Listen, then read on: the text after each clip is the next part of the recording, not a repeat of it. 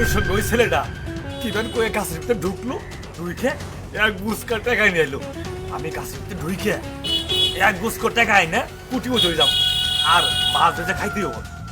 শুনুন, আপনি দেখেছেন, ভালো কথা, কাউকে কিন্তু কিছু বলা যাবে না, কাউকে কিছু বলবেন না। না না না, গাড়ির কম না ম্যাডাম, আপনার এটা আর গাছটা আমি কিনবো, কয়টা নিবে?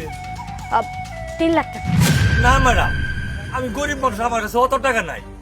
দুটা গরু আছিল বাজারে বিক্রি করে বাড়ির 2 লাখ টাকা আনছি। ওই 2 লাখ টাকা দিয়ে আমি গাছটা কিনি।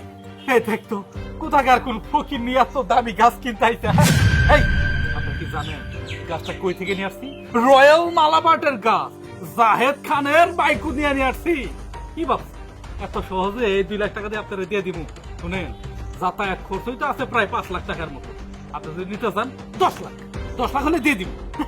স্যার, এলা মেরা মেরে বুঝাই কর না, আমি গরিব মানুষ।